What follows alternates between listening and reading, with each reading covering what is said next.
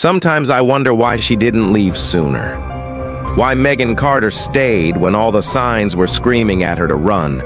But then again, we never think it'll happen to us, do we? She was just trying to start over. A quiet neighborhood, a small but clean apartment, strangers for neighbors. But no one tells you. Some doors don't just open into new homes. Sometimes they open straight into a nightmare. Let me read you what she left behind. Her words, her fear, her dissent. Because some packages don't just arrive at your door, they follow you inside. I wanted to start a new life, a quiet neighborhood, a small but clean apartment, neighbors I didn't know.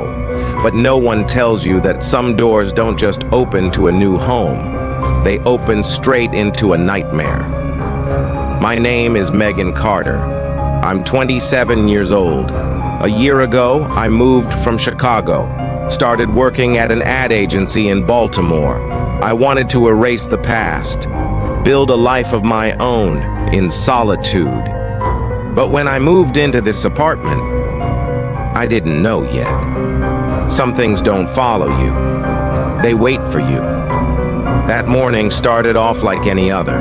I got ready for work, opened the door, and there it was. A box, taped in black, corners worn, sitting silently at my door. Something inside me whispered, "Don't open it." But my hands didn't listen. There was no label, no sender, no recipient, no shipping company's logo. I grabbed a knife, slowly sliced through the tape. What came out knocked the breath out of me. Photos of me. Watering my plants on the balcony, walking home from the market, all taken recently. My knees buckled.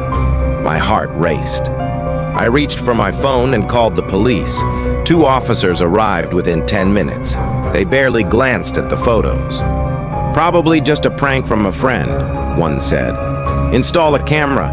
If it happens again, give us a call." They filed a report and left. But that box was just the beginning. 2 weeks had passed since I moved in. The building was quiet. The neighbors, curious but distant. The first wrong delivery showed up at my door. It had someone else's name, Robert Yates. But the address, mine. I gave it to James, the building manager. He smiled and said, "Happens all the time." 3 days later, another box, same size. This time the name was Samantha Lewis. I handed it to James again. His smile faded. "Never heard of that name. Weird." Then, the third box came. This one had my name. But the signature on the delivery receipt wasn't mine.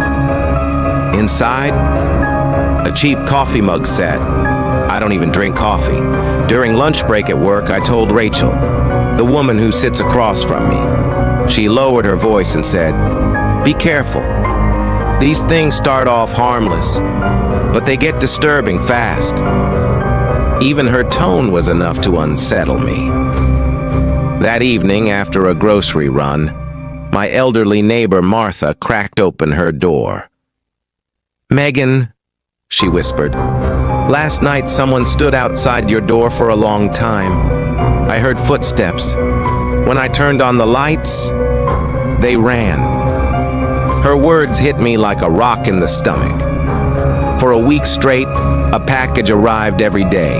Books, kids' toys, random kitchenware. But then came the 8th box, and things changed. It was 11:40 p.m. I heard footsteps in the hallway. I peeked through the peephole. A figure in a black hoodie, standing completely still, holding a box. They didn't move for minutes. Then slowly, they placed the package down and walked away. Inside was an old black and white photo. It was me as a child, playing in the backyard with my mom. On the back, written in red marker, "The next delivery comes from inside." That night, I couldn't sleep. I locked the balcony door, turned off all the lights, waited. At 2:17 a.m., someone pounded on my door. 3 hard knocks, then slow footsteps, fading away. My heart was trying to escape my chest. The next morning, I went to James. "Let's check the cameras," he said. We watched the footage. A figure, face completely hidden, hands stained with paint. James frowned. "These aren't from last night." But the timestamp was clear as day. That contradiction gnawed at me. Even at work, I couldn't relax, especially not around Alex, our IT guy. He'd been weirdly interested in me for a while. That afternoon, he walked up to my desk and smirked. "Got another package today?" His smile made my stomach turn. He once tried to flirt with me at an office party, offered me a drink, then pushed for my number. I politely declined, but something in his eyes changed. Now, his sudden interest in the deliveries felt calculated. That evening, I found a note taped to my car window, handwritten. "Do you like the boxes? Was it Alex?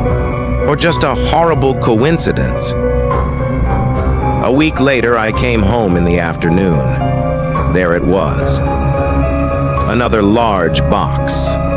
My name on it. I couldn't open it. I called the police. They came. Opened it.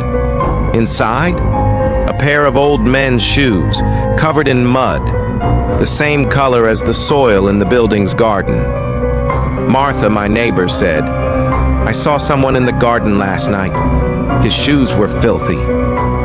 The police? Still no solid leads. "No hard evidence," they said. Sleepless nights became routine. Around 3 a.m., my camera picks up movement, but shows no one. Every morning, my doormat is slightly off-center. One night, a loud knock at the door, followed by a man's voice yelling from the hallway, "Come out!" Then rushing footsteps and silence. I went to the shipping company hoping to trace the packages, but the clerk said, "There's nothing in our system.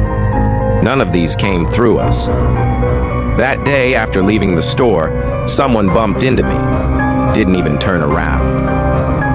When I got home, I found a note inside my bag. "See you soon." More neighbors started noticing things. One said they saw a figure holding a box in the stairwell. "Couldn't see the face," he said, "but it stood there, not moving." At work, Alex kept looking me dead in the eyes. "Did you sleep last night?" Rachel, during a coffee break, leaned in and said, "I think even your manager knows about this." What the hell did she mean? 3 nights ago, the last package arrived. No label, no name. Just one note inside. "The day we meet is very close, or maybe we've already met."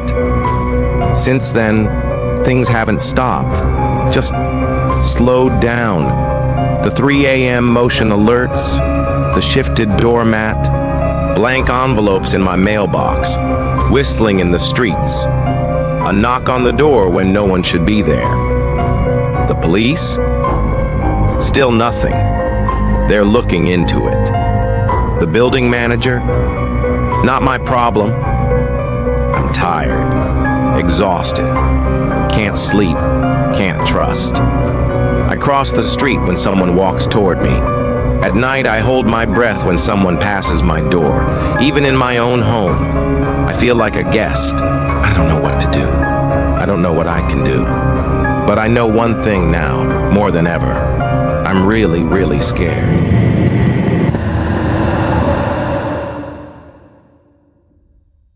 Darkness whispers, and Eerie Echoes answers.